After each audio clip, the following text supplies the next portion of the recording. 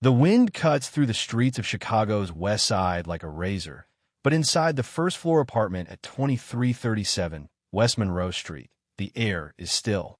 It is 4:30 in the morning. A young man lies deep in a chemically induced slumber, his breath rhythmic and slow. Beside him rests the woman he loves, 8 months pregnant with his child. They are warm. They are dreaming. They believe they are safe. Outside, in the freezing darkness, 14 men are silently stacking up against the door. They are not thieves in the night. They carry police badges, heavy submachine guns, and a hand-drawn map that marks exactly where that young man is laying his head. This was not a standard arrest warrant, nor was it a simple tactical error. This was the calculated opening move of the most notorious Chicago police raid 1969 had ever witnessed. When the sun rose over the city, the official reports would call it a shootout. But history, the community, and the blood-soaked mattress would call it something else, a state-sanctioned execution. How did a 21-year-old organizer become so terrifying to the federal government that they felt they had to kill him in his sleep? This is the haunting true story of the Fred Hampton assassination, the moment the system tried to murder a movement by extinguishing its brightest light. Fred Hampton was not born in a battlefield, but in the quiet, hard-working suburb of Maywood, Illinois. It was 1948, a time when the American dream felt like a postcard that the black community was never meant to receive. His parents had come north from Louisiana, bringing with them the grit of the Great Migration and a belief that their children deserved more than the crumbs of society. From a young age, Fred didn't just notice the inequality. He felt it like a physical weight in the air. By the time he was a teenager, Fred's voice had a gravity that commanded the room. He wasn't interested in the hollow promises of politicians or the slow-moving wheels of bureaucracy. At 18, he was already leading the NAACP Youth Council in Maywood, growing its membership to hundreds. He fought for better integrated schools and better recreational facilities for kids who had nowhere else to go. But as he watched the peaceful marches of the South meet the brutal batons of the North, Fred began to realize that civil rights without economic power was like a car without an engine. The shift happened when a young leader looked toward the city of Chicago, where the struggle felt more urgent and the stakes felt higher. He saw the Black Panther Party history being written in Oakland and knew that this was the vehicle for the change he envisioned. In 1968, he helped found the Chicago chapter, bringing a unique brand of radicalism that was rooted in deep, unshakable love for his people. He wasn't looking for a fight. He was looking for a way to make sure no child in his neighborhood went to school on an empty stomach. This was where the Free Breakfast for Children program became more than just a charity. It was a revolution. Fred understood that a hungry child cannot learn about freedom, and a hungry community cannot fight for its rights. Every morning, before the sun touched the skyscrapers of downtown Chicago, Fred and his comrades were in the basements of churches, cracking eggs and serving toast. This was the heartbeat of the Black Panther Party history that the mainstream media often chose to ignore. They saw the berets and the leather jackets, but they missed the wooden spoons and the smell of fresh coffee. Fred's power didn't come from a holster. It came from a microphone and a vision that crossed the color line. He began to organize what would become the Rainbow Coalition, a term that would later define American politics for decades. He walked into the clubhouses of the Young Patriots, white, working-class men from Appalachia, and the Young Lords, a Puerto Rican activist group. He told them that their enemy wasn't each other, but the poverty and the system that kept them all under its heel. This was the moment Fred Hampton transformed from a local organizer into one of the most promising civil rights martyrs in the making. But as his influence grew, so did the shadow of the federal government. To Edgar Hoover, a young man who could unite the street gangs and the poor, was more dangerous than any foreign army. The FBI's COINTELPRO began to tighten its grip, looking for a way to neutralize this rising messiah. They didn't see a 20-year-old trying to feed kids. They saw a threat to the very foundations of their power. The stage was being set for a tragedy that would eventually be known as the Fred Hampton assassination. Fred knew the risks, but he refused to slow down or look back. He often told his followers that he might not be there to see the end of the struggle, but he believed the people would carry the torch. His speeches became more poetic, more urgent, as if he could hear the clock ticking in the background. He was a man in a hurry, not for fame, but for justice. This era of his life represents the purest form of the Black Panther Party history, where hope was a tangible thing you could see in the eyes of a child eating a warm meal. As we look back at his early years, we see a human being who chose courage over comfort every single day. He could have been a lawyer, a doctor, or a traditional politician, but he chose the streets because that's where the pain was. He was a son of Maywood who became a father to a movement, and in doing so, he unknowingly placed himself at the center of a target that the world would only understand after the Fred Hampton assassination had changed the course of history forever. By 1969, Fred Hampton had become something far more dangerous than a local agitator. He had become a symbol of unity that terrified the established order. Under his leadership, the Chicago Black Panther Party was no longer just a group of militants in berets. It was the hub of a political earthquake known as the Rainbow Coalition. Fred had achieved the impossible. He walked into the meeting halls of the Young Patriots, poor, white Southerners who flew the Confederate flag, and convinced them that they had more in common with the Black Panthers than they did with the wealthy politicians in Washington. He brought together the Puerto Rican, young lords, street gangs, and student groups into a single, cohesive fist. This was not just a political alliance. It was a rewriting of the American social contract. But in the shadowed offices of Washington, D.C., this unity was viewed through a lens of paranoia. Edgar Hoover, the immovable director of the FBI, had been watching. For Hoover, the civil rights movement wasn't a call for justice. It was an insurgency. In a secret memo that would later become a cornerstone of the Edgar Hoover controversy, he explicitly directed his agents to prevent the rise of a messiah who could unify and electrify the militant black nationalist movement.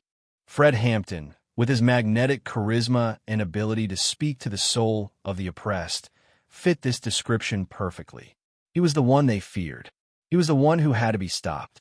To dismantle a movement that was built on community trust, the FBI knew they couldn't just attack from the outside. They needed a cancer on the inside. This is where the dark machinery of the FBI COINTELPRO secrets began to turn. The counterintelligence program was designed not to catch criminals, but to expose, disrupt, misdirect, discredit, or otherwise neutralize political dissidents. They needed eyes and ears in Fred's inner circle. They needed someone who was vulnerable, someone they could own. Enter William O'Neill. He was not a political ideologue or a committed racist. He was simply a teenager who had made a mistake. Caught stealing a car and impersonating a federal officer, O'Neill was facing years in prison. The FBI offered him a devil's bargain. Infiltrate the Black Panther Party, get close to Fred Hampton, and report back on every move, or spend his youth behind bars. O'Neill chose his freedom, unaware that his decision would eventually lead to one of the most tragic betrayals in American history. He became the quintessential William O'Neill informant, a role that would haunt him for the rest of his life. The tragedy of this infiltration was how effective O'Neill became. He didn't just join the party, he excelled. With a natural gift for security and a willingness to do the dirty work, he quickly rose through the ranks to become the chief of security for the Chicago chapter.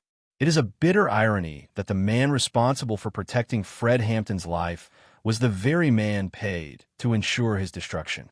While Fred was teaching children about pride and feeding the hungry, O'Neill was creating rifts, suggesting extreme violence to justify police crackdowns, and feeding a steady stream of intelligence to his handler, FBI agent Roy Mitchell.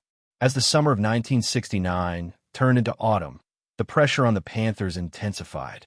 The FBI COINTELPRO secrets revealed a strategy of psychological warfare, forging letters to incite violence between the Panthers and local street gangs like the Blackstone Rangers, hoping they would kill each other off so the police wouldn't have to. But Fred, with his incredible diplomatic skill, kept defusing the bombs the FBI was planting. He walked into gang territories unarmed and negotiated peace. Every time the FBI tried to ignite a war, Fred poured water on the fuse. This resilience only made the government more desperate. If they couldn't destroy Fred Hampton politically or incite others to kill him, they would have to take matters into their own hands. The J. Edgar Hoover controversy deepened as the directive shifted from surveillance to elimination. The narrative was being crafted. The Panthers were dangerous, they were heavily armed, and they were a threat to the safety of Chicago. The media was fed stories of a violent cult, while the reality of the breakfast programs and health clinics was suppressed. Inside the apartment on West Monroe Street, the air was thick with tension.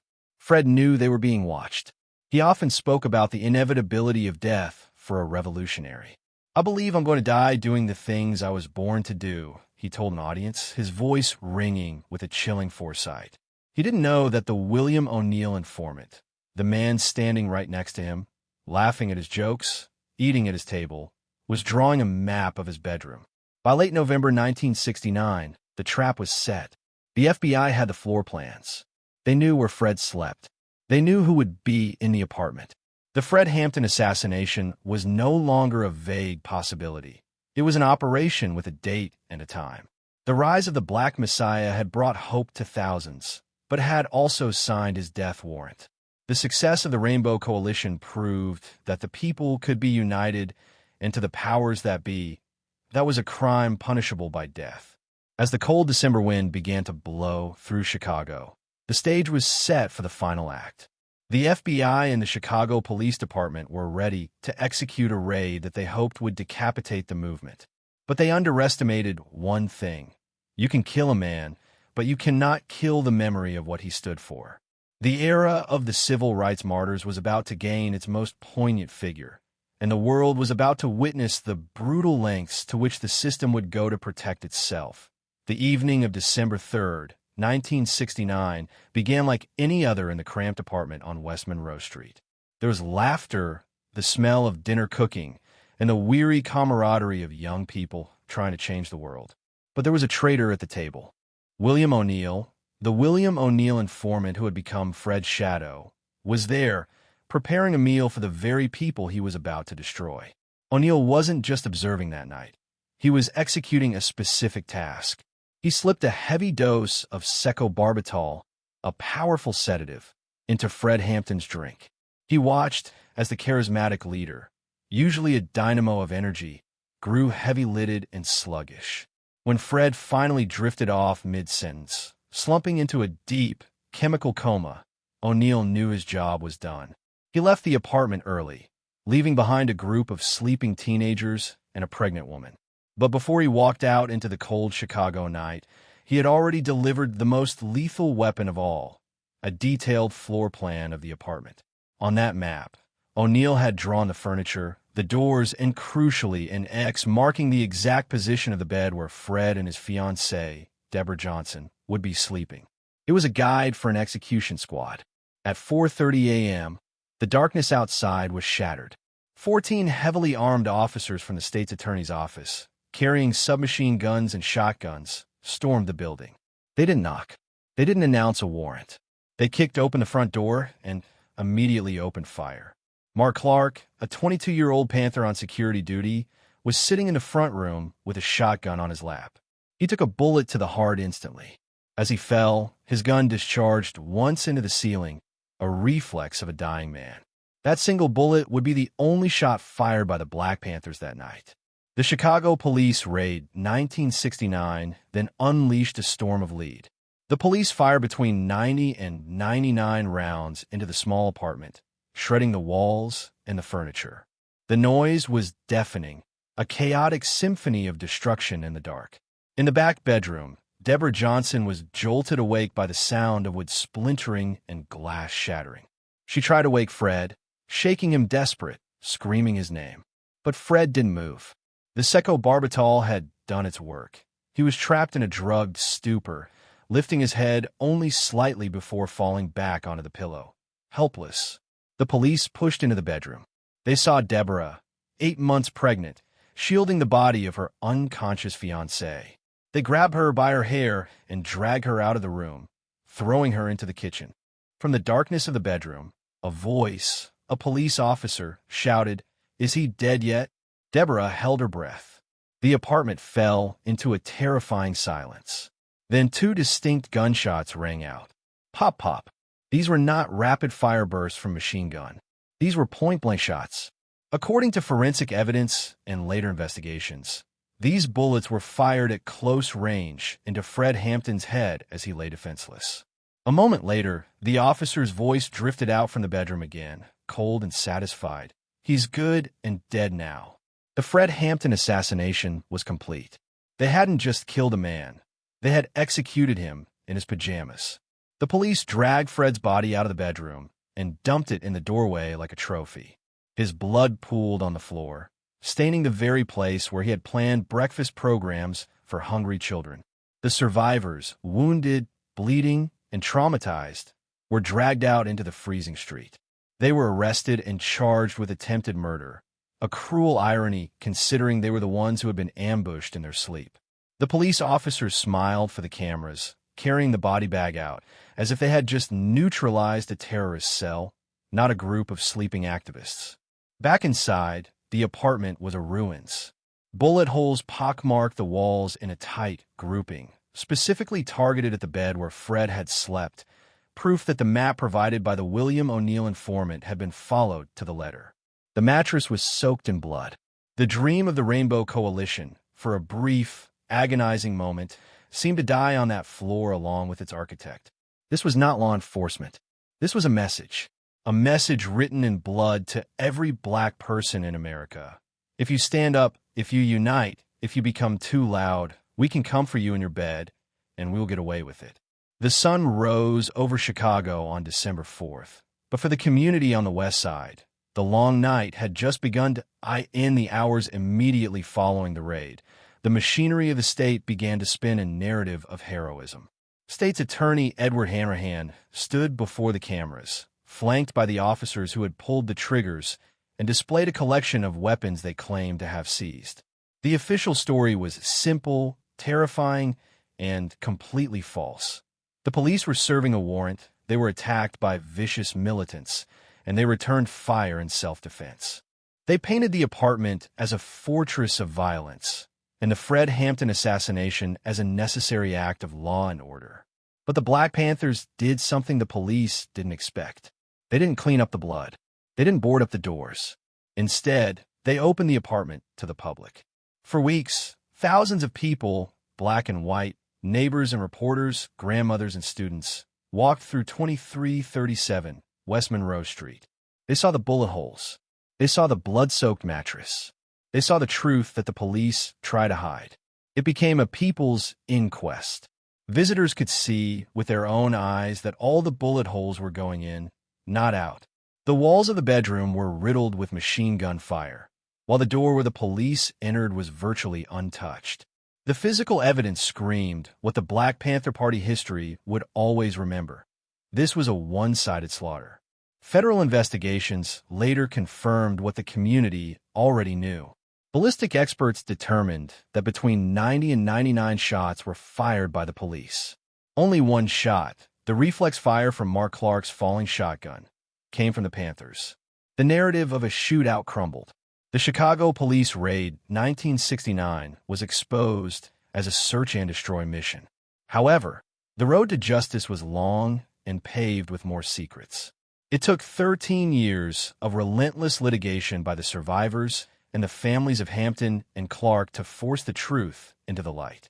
During a massive $47.7 million civil rights lawsuit, the government's cover was finally blown.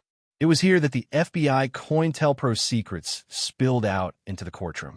The plaintiff's lawyers unearthed documents proving that the FBI wasn't just observing, they were orchestrating. The smoking gun was the floor plan. The discovery that William O'Neill, a paid FBI informant, had provided a detailed sketch of the apartment, specifically marking the bed where Fred Hampton slept, shifted the entire case. It proved premeditation.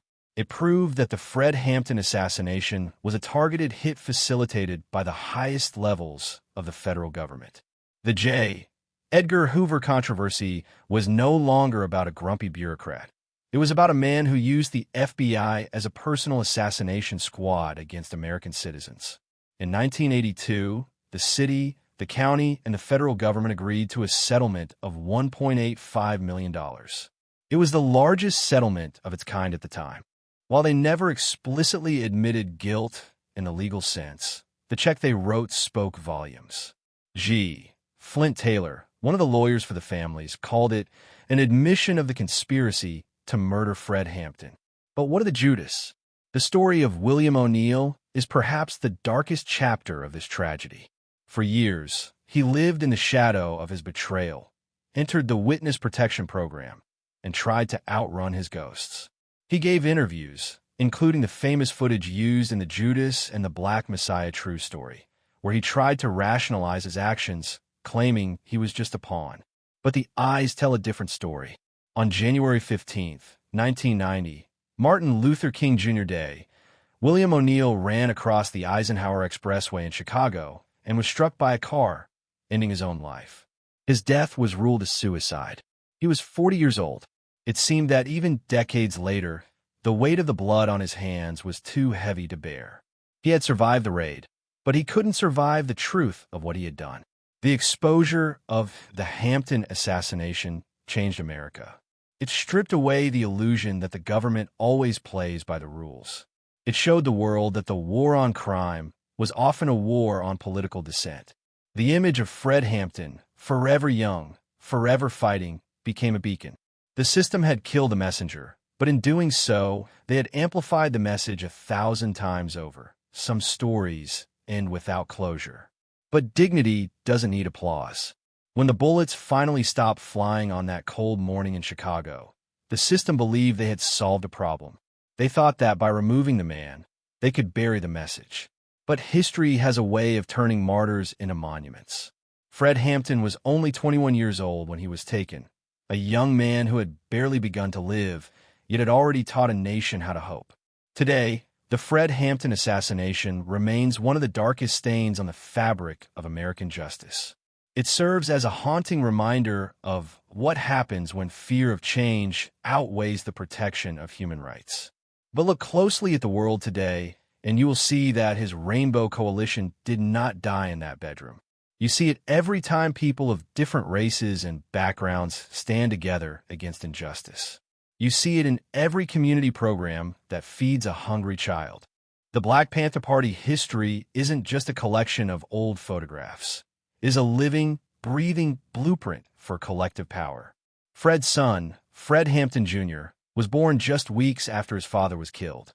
He spent his life carrying a torch he never asked for, in a world that tried to extinguish his father's name. But you cannot kill a revolution by killing a revolutionary.